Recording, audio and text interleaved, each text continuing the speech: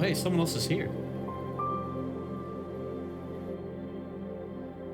Hey, he's moving. Hey, man, you got a mic? Ah, dang, no mic. I have Bummer. a mic. Oh, sick. I'm Goofit. This is my boy Cozy. You got a name? My friends call me Struggle. Oh, what are you doing here, Struggle? Just thinking. What do you do for work, Struggle? Nothing much right now. I'm ex-military. I was a gunner in the Air Force. What was that like? Oh man, it's A little hard to explain. It was pretty brutal. The gunner job was like really hard on the body and it broke a lot of people. Gunners would self-identify for alcoholism or PTSD. People would try to get out of it, but for gunners it wasn't easy to get out of. Towards my last deployment, I felt like death when I woke up. I'd have headaches near constantly, irritability, trouble sleeping. It felt like I was dying. The whole thing was sold to you. They didn't care what it was doing to them until it actually caught up to their bodies.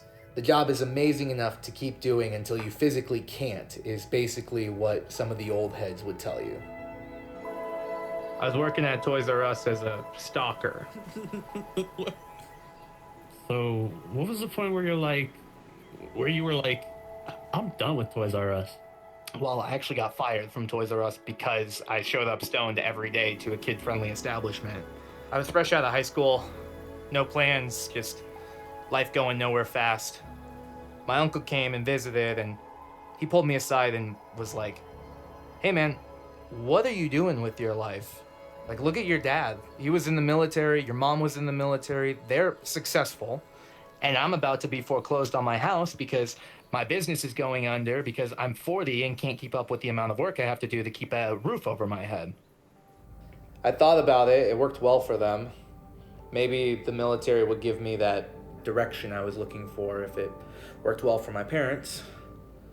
I went to the recruiting office and I took my ASVAB and I scored high enough to get any job on the list that I wanted. I put down some options. My mom told me that I only needed 4. Air Force regulation, you actually need 5.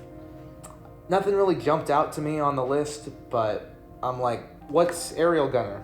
And he's like, you shoot guns out of planes.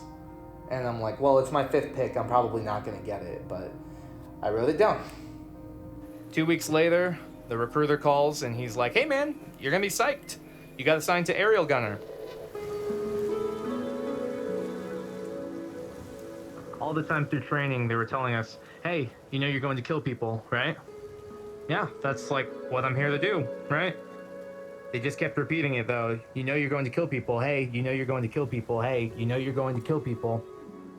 And then when I first got shipped out to Afghanistan in 2011, 2012 timeframe, when you first start out, you actually are living in dorms, right?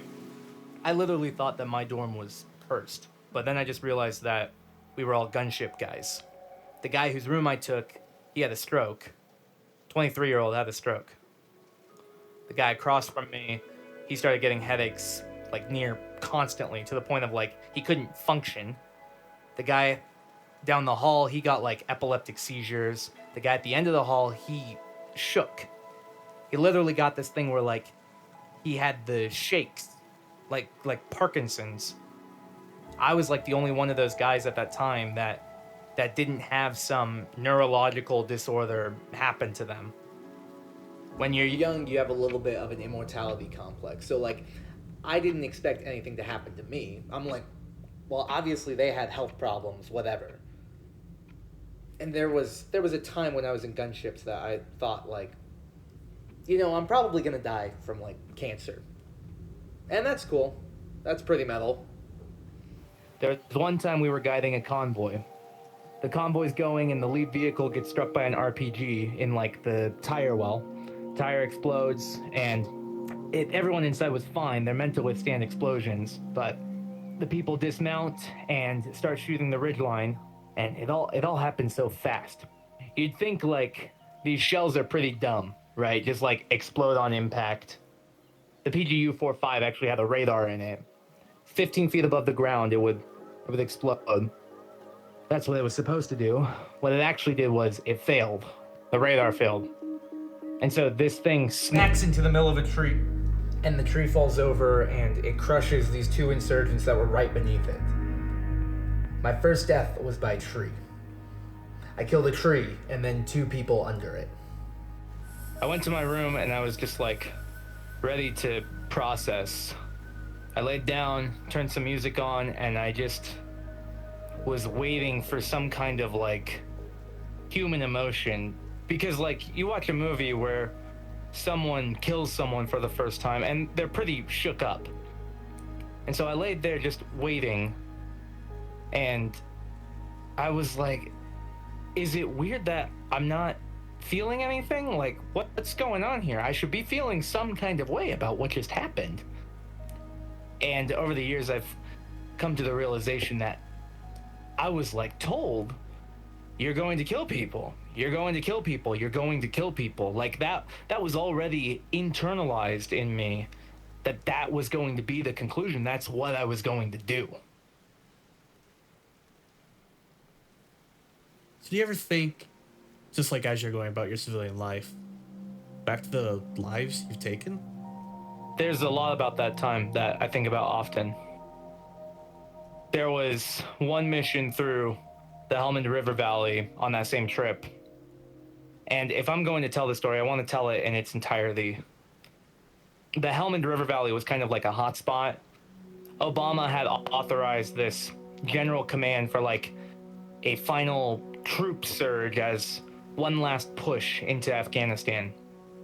At the same time, they had started tightening up the rules of engagement because the war was coming to an end, so it made it harder to shoot enemies. Specific targets were near impossible.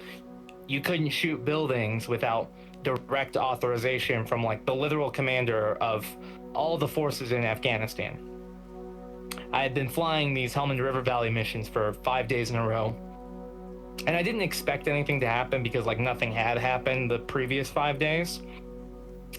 So this ground party of Marines with their JTACs, they start heading down this little dirt road into this little sunken town that's like below the elevation of the surrounding area.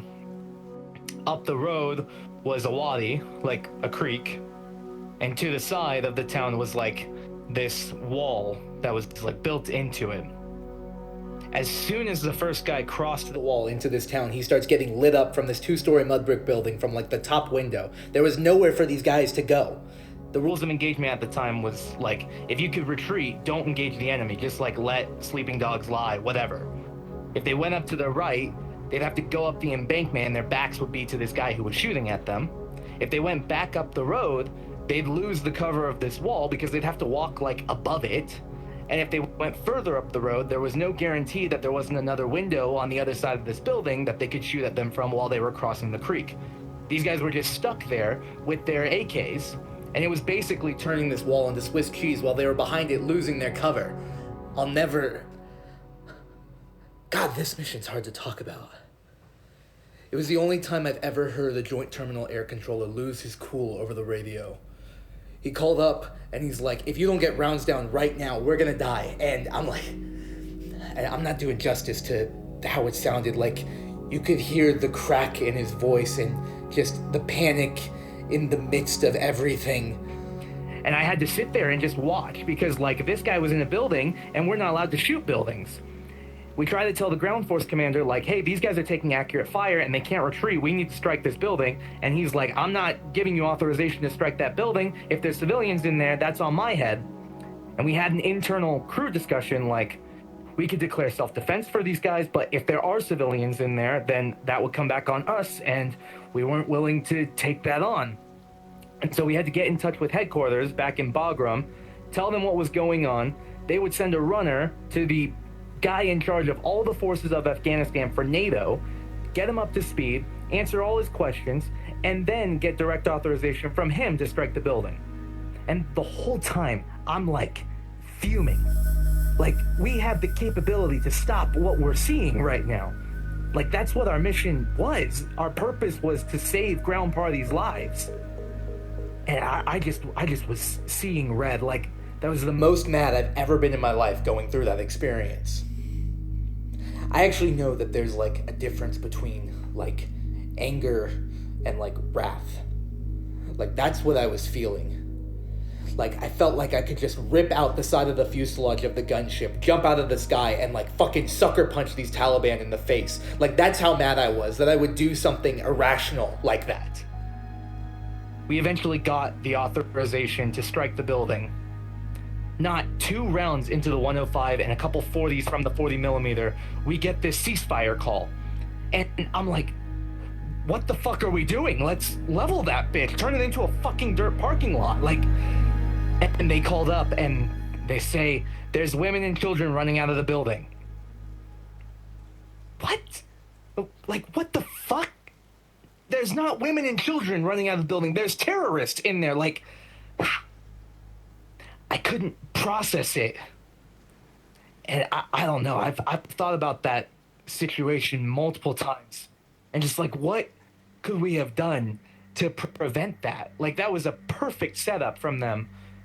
That ambush and then them getting stuck behind the wall. Like, the only thing that could have prevented it is, like, if we didn't get that push, that troop surge, or the war just ended earlier. And I don't know, man. That was just a box that we got stuck into. I came back from that trip pretty messed up mentally. The entire time I was deployed, I had a mission to direct all my mental attention on.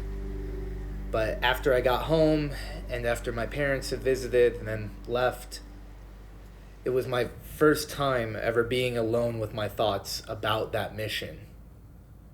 And I thought about it, and it was like, okay, that's natural. Like, the whole thing was pretty fucked up. And at this point, I thought, like, okay, I guess I just don't feel remorse.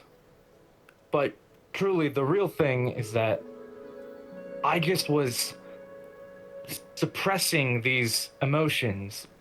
Like, the mission had built up so much pressure, and I didn't know how to uncork it on my own.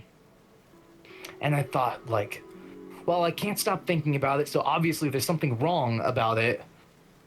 And I was hesitating At that point to like throw around the PTSD word, because I didn't want to admit that I could have something messed up mentally with myself.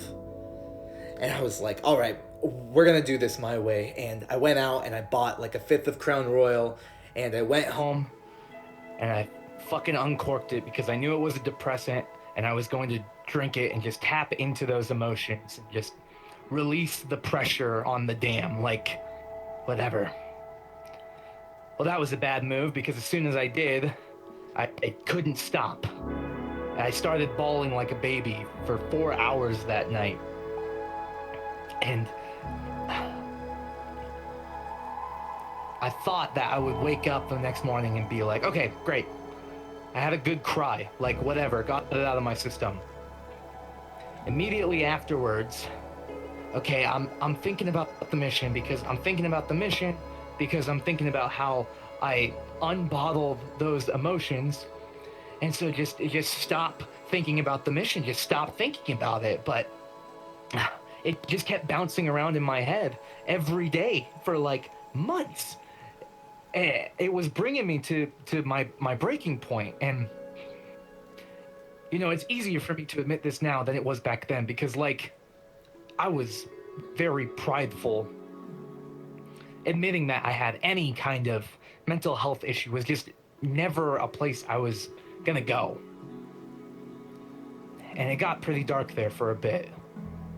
I couldn't decompress like the things I used to do, like watch movies or play video games. Like, I would watch a movie and start thinking about the Helmand River Valley mission because I watched some small scene that reminded me of what happened there, or I'd play video games and it would be violent and I'd start thinking about the mission, and I couldn't talk to mental health or anyone because like then they wouldn't let me fly. Like, they would take me off flying orders to deal with that. And I felt like I would just be letting down the gunship community and like the deployed ground forces out there. But I realize now that, like, the Air Force would have always filled my slot, but at the time I felt like I owed it to the taxpayer, to the ground party, to my fellow gunners, and to the gunship community as a whole. Like, I felt like I owed everyone without ever feeling like I owed myself anything. Oh, hey, I gotta get going. Dinner's ready. Dude, thanks for sharing your story, though, dude. Glad we found you. No worries. I don't get to talk about that mission very often, so thank you guys. Yeah, man. I just sent you a friend request. Let's hang out again soon. Okay. Will do. All right, have a good night.